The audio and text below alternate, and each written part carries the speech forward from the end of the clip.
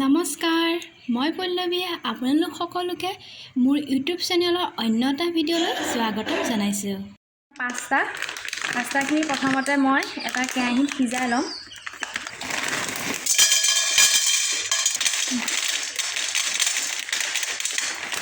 এতিয়া অলপ পানী দি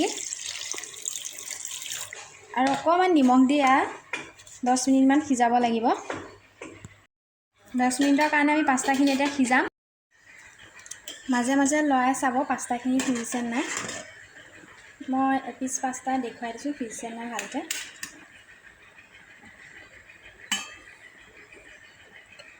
দেখিছেনে পাস্তাটো ধুনীয়াকৈ সিজি গৈছে। ইয়াতকৈ যদি বেছি সিজে তেতিয়াহ'লে পাস্তাখিনি ভাগি যাব। সেইকাৰণে আপোনালোকে এটা জোখত সিজাই ল'ব। পাস্তাখিনি আমি পানী পৰা এতিয়া টুকি ল'ম।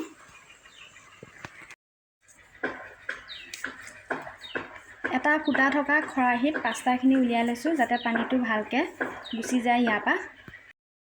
পাস্তাখিনি ভাজিবৰ বাবে মই লৈছোঁ 2টা পিঁয়াজ মিহিকৈ কাটি লৈছোঁ, এটুকুৰা আদা কুটি লৈছোঁ আৰু 2টামান কেঁচা জলকীয়া ইয়াক দি লৈছোঁ। আৰু মছলাৰ বাবে মই লৈছোঁ ইয়াত সোৱাদ অনুসৰি নিমখ, অকণমান জলকীয়া গুড়া, অকণমান ধনিয়া পাউডাৰ আৰু ইয়াত হালধি। আপোনালোকে ইয়াত জিৰাও দিব পাৰে, বিশেষকৈ আমাৰ ঘৰত আজি জিৰা নাই কাৰণে মই ইয়াত জিৰা পাউডাৰ নাই দিয়া। কাঁহী এখনত মই তেল অকণ লৈ লৈছোঁ। ইয়াত এতিয়া মই প্ৰথমতে দিম আদা,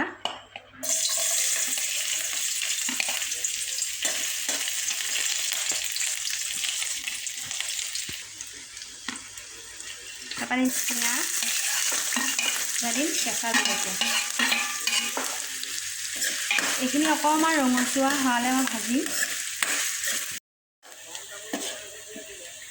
পিঁয়াজখিনি অকণমান ৰঙচুৱা হোৱাৰ পিছত মই ইয়াত নিমখ, হালধি আৰু মছলাখিনি দি দিছোঁ। ইয়াত 2 মিনিটমান এইখিনি ভাজি ল'ব লাগিব। 2 মিনিটমান দি দিম।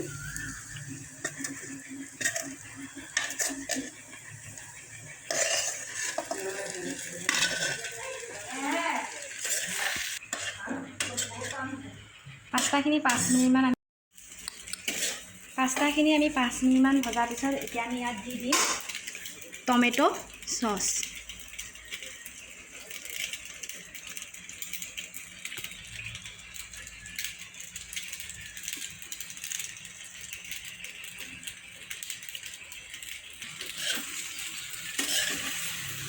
টমেটো চচখিনি দিয়াৰ পিছত আমি ভালদৰে লৰাই 1 মিনিটমান ৰাখিব লাগিব। তাৰপিছত আমাৰ পাস্তা ৰেডি।